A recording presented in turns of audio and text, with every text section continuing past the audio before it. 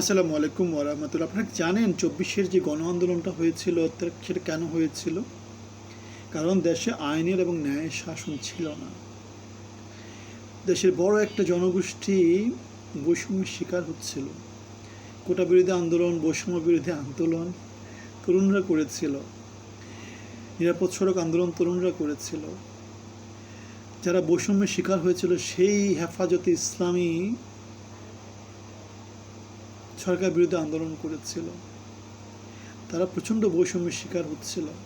এখন বৈষম্য যদি বেশি হয়, আইনের শাসন যদি না থাকে, ন্যায়ভিত্তিক সমাজ যদি দেশে প্রতিষ্ঠিত না হয়, তাহলে আমরা দেখেছি হাসিনার মতো মহাপরাক্রমশালী একটা সরকার বাংলাদেশের ইতিহাস এত বড়, যেটাকে বলবো শক্তিশালী সরকার কখনো ছিল না। তারা 17 বছর শাসন করেছে। পুলিশ প্রশাসন, আর্মি, র্যাব, তাদের নেতা কর্মী সব কিছু মিলায় তাদের মতো শক্তিশালী সরকার কেউ ছিল না। এখন বাংলাদেশে যদি আইনের শাসন এবং ন্যায়ের শাসন যদি প্রতিষ্ঠিত না হয়, তারেক রহমান কি বাংলাদেশে শান্তি প্রতিষ্ঠা করতে পারবে? একদমই পারবে না, কোনো ক্রমেই পারবে না। সুতরাং তারেক রহমানকে আইনের শাসন এবং ন্যায়ের শাসন প্রতিষ্ঠা করার দিকে মনোযোগী হওয়া উচিত। বাংলাদেশের এখন যেহেতু বিশাল একটা জনগোষ্ঠী যেহেতু বেকার আছে, বাংলাদেশে যেহেতু তরুণ সমাজের সংখ্যা অনেক অনেক বেশি, বাংলাদেশে যেহেতু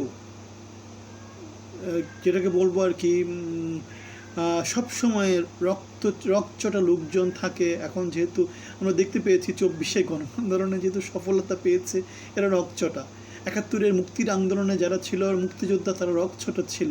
সেই জন্য শেখ মুজিবুর রহমানকে 4 বছর 5 বছর পরে কিন্তু সপরিবারে খুন করে ফেলেছিল। বাংলাদেশে তখন কি ছিল? উগ্রপন্থার বিকাশ ঘটেছিল। এখন এই যে 24-এর যে গণ আন্দোলন, যেটা বৈষম্যের জন্য হয়েছে, আইন অথবা ন্যায় শাসন না থাকার জন্য হয়েছে, এখন সমাজে যদি ওই শাসনটা কেউ প্রতিষ্ঠা করতে না পারে, তাহলে কি হবে? এই উগ্রপন্থা লোকজন যারা 24-এ সফলতা পেয়েছে, তারা বারবার রাস্তায় নেমে আসবে। তারা সমাজকে কি করবে? সমাজকে উলটপালট করে দেওয়ার চেষ্টা করবে। এবং সেটা হচ্ছে বাংলাদেশ একটা মানে জ্বলন্ত অগ্নিগিরির উপর বাংলাদেশ এখন বসে আছে। সুতরাং বাংলাদেশে এই যে আমাদের হাদি যে মারা গেল, মানে এরকম নানা রকম ইস্যু বাংলাদেশের তৈরি হবে, যে কোনো সময় তৈরি হবে।